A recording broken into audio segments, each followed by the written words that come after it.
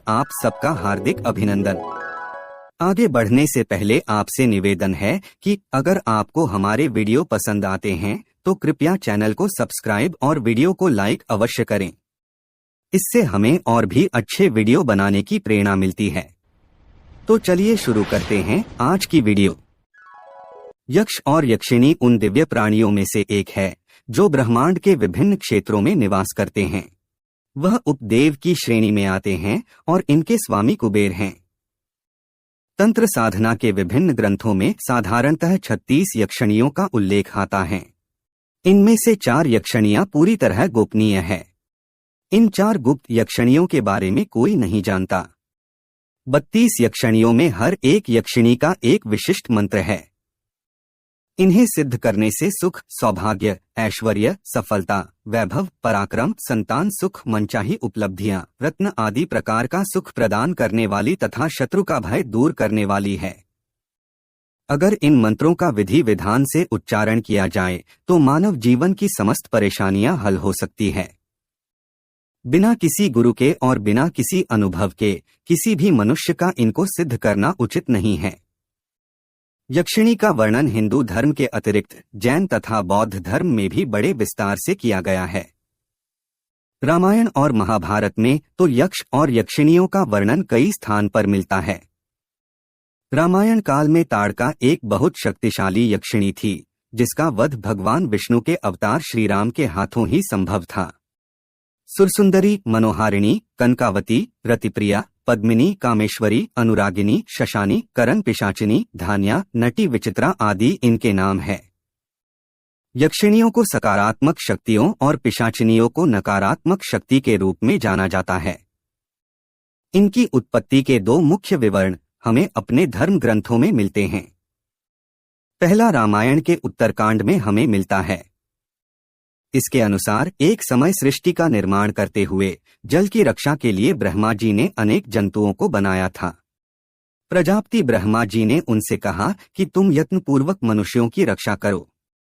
तो उनमें से कुछ प्राणियों ने कहा रक्षाम अर्थात हम रक्षा करते हैं, और कुछ प्राणियों ने कहा यक्षाम अर्थात हम उत्तरोत्तर वृद्धि करते हैं। जिन्होंने रक्षाम कहा था वे राक्षस हुए और जिन्होंने यह यक्षाम कहा था वह यक्ष हुए। आगे चलकर ऋषि विश्रवा ने 2 विवाह किए।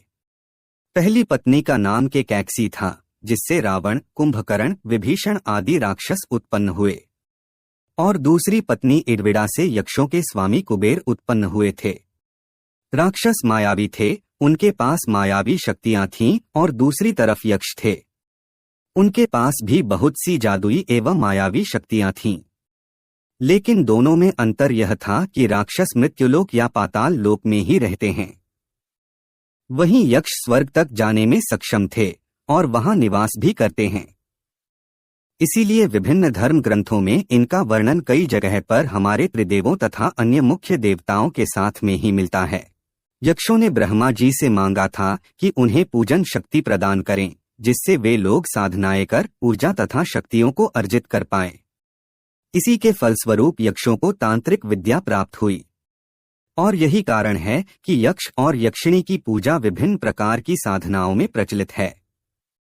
यक्षिणी की उत्पत्ति की एक और पौराणिक कथा है जिसके अनुसार एक समय भगवान शंकर हिमालय पर्वत पर तपस्या कर रहे थे तो देवी पार्वती अपनी सखियों के साथ मिलकर महादेव जी की सेवा कर रही थी।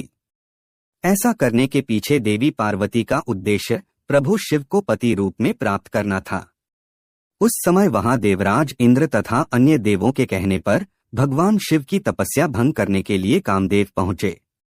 उस समय जब कामदेव ने भगवान शिव के ऊपर बाण छोड़ने की सोची तो जाने क्यों उन्होंने सोचा क्यों ना मैं यह बाण माता पार्वती पर भी चला दूं ताकि उन्हें भगवान शिव को पाने की इच्छा और अधिक हो और वह और अधिक तपस्या करें। फिर कामदेव ने अपने बाणों का प्रयोग माता पार्वती पर कर दिया। देवी स्वयं प्रकृति होने से सब जानती थी, इसीलिए उन्होंने कामदेव के इस दुष्ट कार्य को क्षमा कर दिया।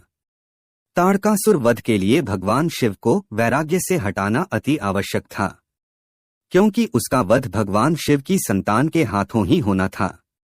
भगवान शिव देवी सती के वियोग के कारण गहन समाधि में चले गए थे।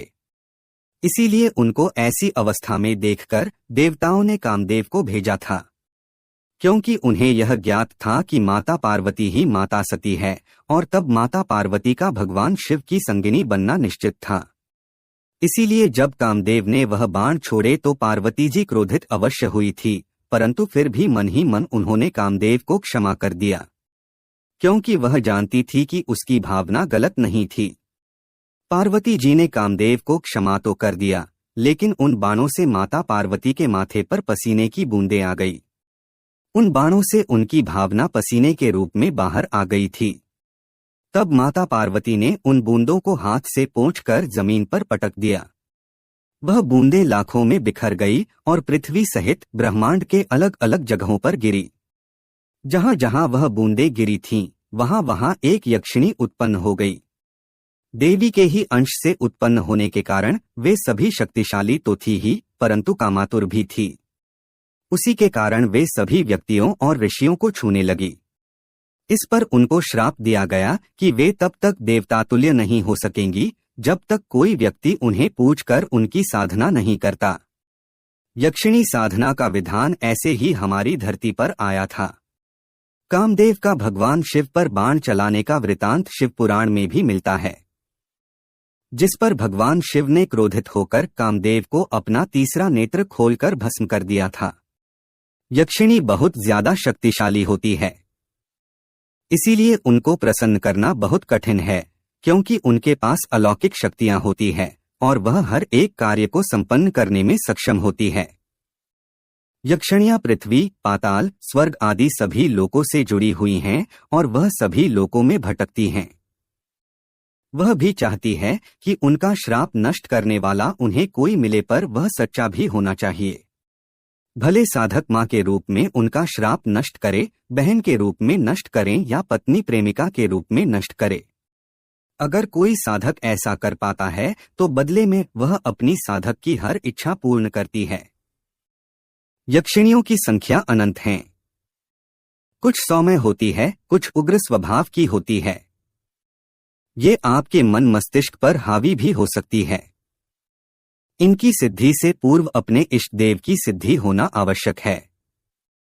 यक्षिणी भी अपने साधक की बुरी तरह परीक्षा लेती है। थोड़ी सी भी गलती हो जाने पर ये उसी साधक को कष्ट भी देती हैं।